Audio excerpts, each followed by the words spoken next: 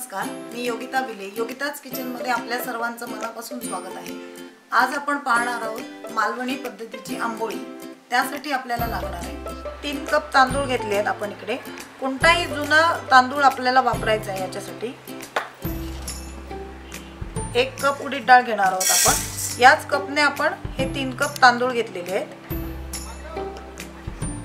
त्यानंतर पाव कप आपण चणा डाळ घेणार आहोत आणि 1 टीस्पून मेथी घेणार आहोत.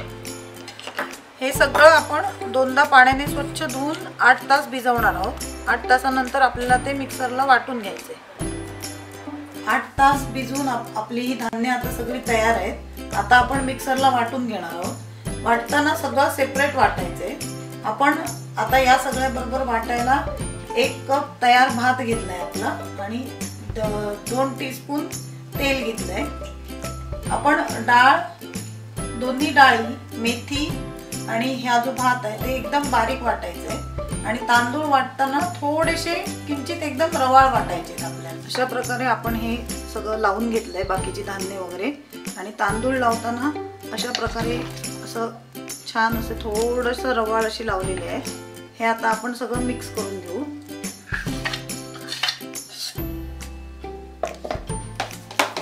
खूप पातळ पीठ ठेवायचं नाहीये, अशा टाईपचं पीठ आपल्याला ठेवायचंय. हे चांगलं मिक्स करून घ्यायचं. यात आपण मीठ आत्ता घालणार नाही आहोत, मीठ सकाळी घालणार आहोत आपण. या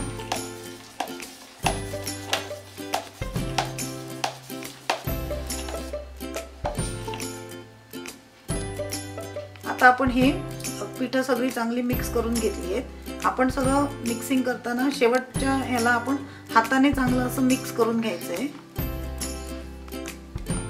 अशा प्रकारे म्हणजे ते चांगलं फर्मंट होतं. थंडीच्या दिवसात आपण पीठ जेव्हा लावतो तेव्हा त्या पिठात आपण कोमट पाणी करून घालायचे. पीठ आपण मिक्सरला वाटताना जेव्हा पाणी वापरतो तेव्हा कोमट पाणी आपण वापरायचे. आणि आपण आता याच्यात आता हे पीठ आपलं पूर्ण तयार आहे. हे आपण पीठ ठेवताना आपण ज्या डब्यात वगैरे ठेवणार त्यातली 1/4 जागा आपल्याला रिकामी पाहिजे. म्हणजे त्या पिठाला फर्मंट होऊन यायला आपण थोडी जागा ठेवली पाहिजे. या पिठात आता आपण हे आपलं तेल चांगलं गरम करून घेतलंय ते घालणार आहोत आणि लगेच हे झाकून ठेवायचं आहे डबा. आणि हा जो आपला डब्बा आहे तो अशा प्रकारे शॉल मध्ये आपण बांधून ठेवायचा आहे. आपल्याला ज्याप्रमाणे थंडी वाजते तशी आपल्या पिठाला पण थंडी वाजते. अशा प्रकारे आपण जर हे बांधून ठेवलं उबदार जागेवर तर आपलं पीठ चांगलं फर्मंट होतं. आंबोळी करण्यासाठी आपण बिडाचा तवा वापरणार आहोत. तुम्ही नॉनस्टिक पण वापरू शकता, पण पारंपरिक जी आंबोळी केली जाते ती बिडाच्या तव्यावरच केली जाते. याच्यावर केलेली आंबोळी एकदम सॉफ्ट आणि चविष्ट लागते. हे बिडाचं भांडं आपण आंबोळी जर दुसऱ्या दिवशी करणार असलो तर 1 दिवस अगोदर स्वच्छ धुवून त्याच्यात आपण तेल घालून ठेवणार आहोत.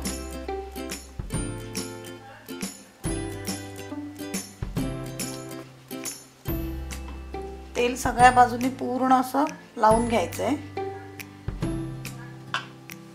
आपण हे तेल दुसऱ्या दिवशी काढून घेणार आहोत. फक्त हे त्याला भिजण्यापुरतं आपण तेल घालणार आहोत. याच्यामुळे आंबोळ्या खूप छान होतात, चिकटत नाहीत आपल्या. आणि हे झाकून ठेवून द्यायचे. आता आपल्या आंबोळीच्या पिठाला 10 तास झाले आहेत. आपण रात्री ब्लँकेटमध्ये बांधून ठेवलेलं. 10 तासानंतर आपण बघू आता आपलं पीठ.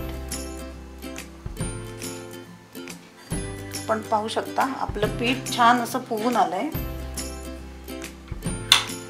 आता आपण ते साईडला करून घेऊ. आता ते हलक्या हाताने आपल्याला मिक्स करायचं आहे.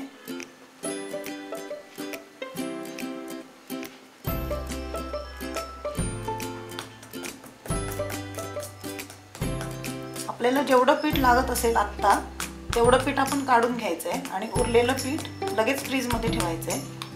या पिठात आता आपण मीठ घालणार आहोत.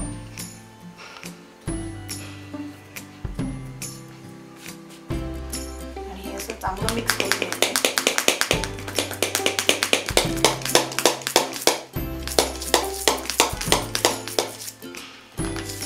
आपण पाहू शकतो आपल्या पिठाला छान असे बबल्स आले.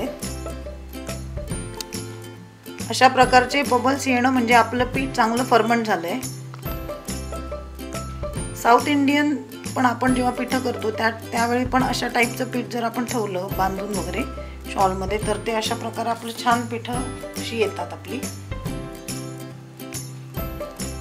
आता आपण याच्या आंबोळ्या करायला घेऊ.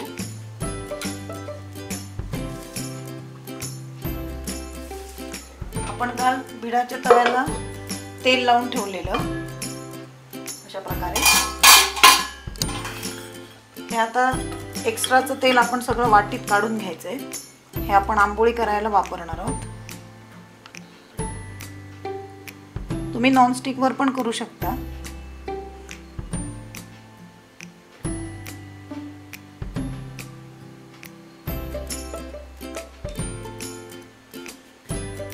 आता आपण हा गरम करत ठेवू.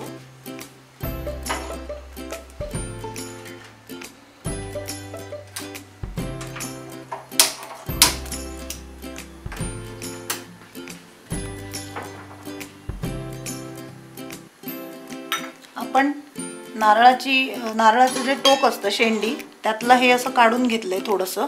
बिडाचा तवा आपला आता छान गरम झालेला आहे.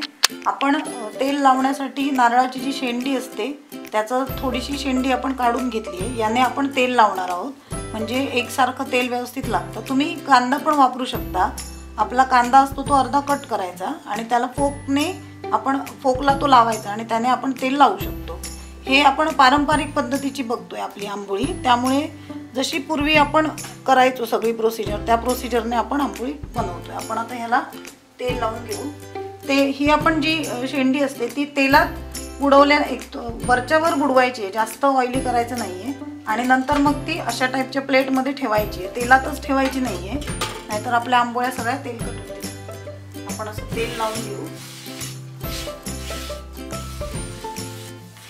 एकसारखं सगळीकडे लावून घेऊ. आणि आंबोळी घालताना गॅस आपला मीडियम ठेवायचा आहे म्हणजे त्याला छान जाळी पडते.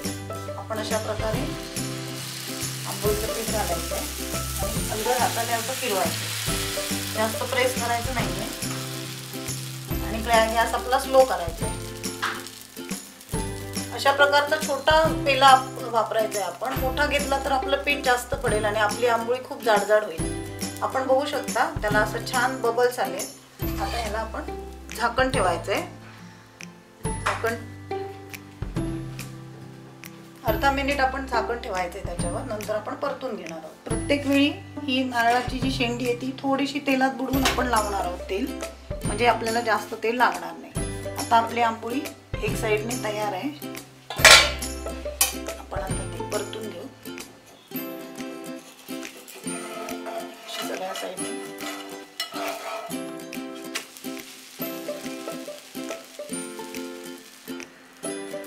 आंबोळी आपण कशाबरोबरही सर्व करू शकतो. व्हेजमध्ये आपण हिरवे वाटाणे किंवा काळे वाटाणे अशा प्रकारच्या ज्या रस्सा भाजी असतात त्याच्याबरोबर आपण सर्व करू शकतो.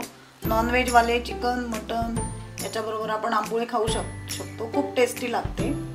पूर्वी या पिठात आंबोळीच्या हळद पण घातली जायची त्याच्यामुळे पिवळ्या कलरच्या आंबोळ्या आपल्याला मिळायच्या. आपल्याला आवडत असेल आपण हळद पण घालू शकता. आता करताना पिठात आपण हळद घालायची. ही आपली आंबोळी आता तयार आहे. अशा प्रकारे आपण सगळ्या आंबोळ्या करायच्या आहेत.